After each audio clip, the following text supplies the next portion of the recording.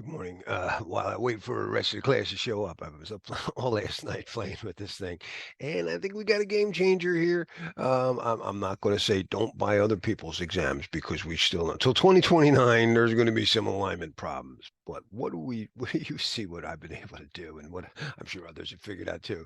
So we're going to do some secure prompt engineering to generate some exams that are very interactive, that you can do things on real practice exams you can't. So I've been taking, teaching classes and study exam tests for many years.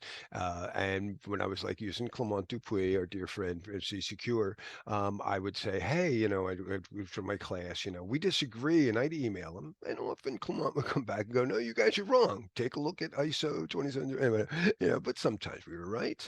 Whatever, we got to ask more about that question. And now with the ISACA questions, we often do things, and I submit, feedback. In fact, over the last year, I've been using ChatGPT and Bard to, help us look at that exam and say, is it us? And then, no, it's the ISACA has some issues here. Um, Whatever the case is now, with your LLMs, we can generate exams. And when you have a question, you go, wait a minute, could you explain what you mean by such and such? And you could argue with it and go, I'm sorry, I think you're wrong on that. And we've done some really funny things. So this is actually my fourth day of class showing this thing, and it's just been amazing.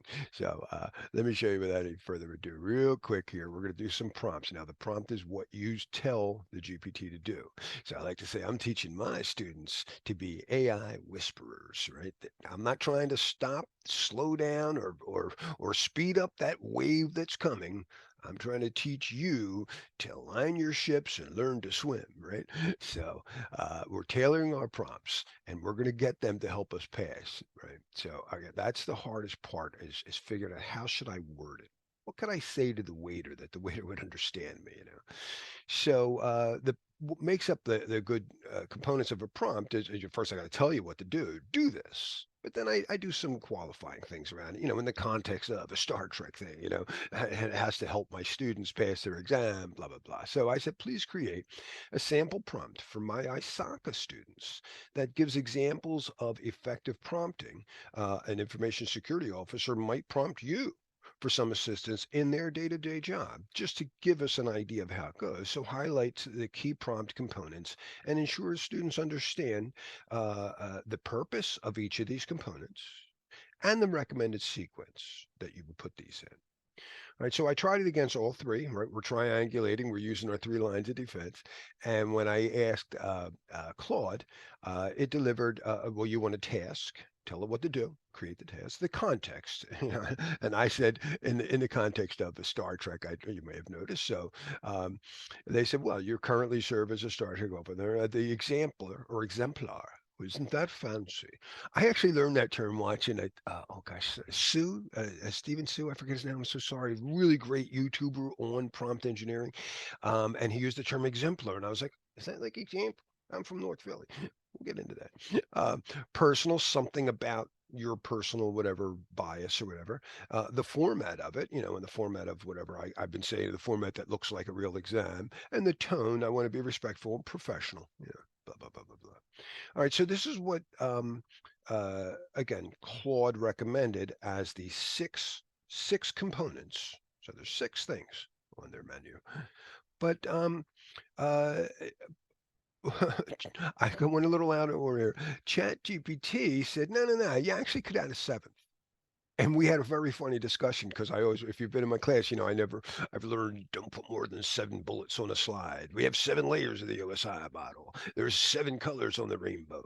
There's 7 notes on a scale, and there's not really, but whatever. It's humans like 7. We don't want to see more than 7 environment variables or something, not in any one session. So I thought it was pretty cool. So it gives us 7. I could set the purpose. Hey, to equip Starfleet officers with prompt engineering skills. That's what I'm trying to do for you guys. I'm turning you into. That's what I said. I actually said I want you guys to be AI whisperers in the context set against the backdrop of Star Trek. Yeah. The task, analyze and create prompts. That's what I want you to do. Yeah. For instance, an example. Blah blah blah. Klingon better. Personal, and this is your little bias. Adapt your. Oh, notice it said example. Oh, I meant to get to that.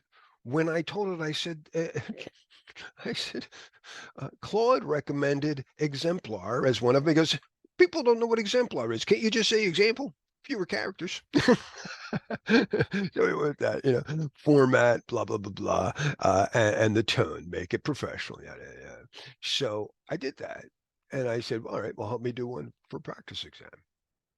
We're going to stop right here because this works. This prompt works. Forget your other practice exams. I hope I don't get people into trouble here. And I shouldn't say forget. I still believe that you should be using humans to create some practice exams, and double check. We don't trust anybody. But I run this in now. I have, so I'm not stacking the deck. I created a GPT for my students that's already stacked a lot of stuff that has exam stuff. But this is what you'll have, if you're a Forbes subscriber. And I paste, and I hit it in, and it says, great, let's do it. Now, I actually said, Sissy, if you look at it, I actually told it to do CISA, and it actually put it in a couple places. There's 3 locations. So if you want to do, CISM or CRISC, or you could change the ISACA to ISC square and put in your other one. So that works too. Um, but now let's say, what are the most critical, I don't even know, as an IT order, what's could affect, let's read it. In an organization planning to implement a new financial software system. As an IT auditor, you're asked to assess the risk. What's the most critical? And the cost, no, it's not. The compatibility of the new system with existing hardware. It's a little, the training needs of the staff. Whew. The impact. I like D, and I can say D. Oh, wait, to the financial. And it's financial. Yeah. Okay. I'm just double checking here. There's a great explanation. And do you ever get frustrated when you didn't get an explanation for the wrong answers? C is right. A, B, and D are wrong because they're not right.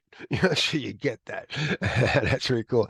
So I went a little further. We're almost done here, but I asked Bard the same thing, and check out good old Bard. He came down. Nah, you could do it with 5. So he's got a different set of things. You just say the task, the context, that's still important. They're always true. And you don't even need the other ones. Do this under these with considering that. But it's nice to have an added a constraint. That's pretty cool. So now I could say, don't do this. We always say in any type of requirements, this is what it must do. This is what it must not do. Functional assurance requires. That's like, and some assurance requirements.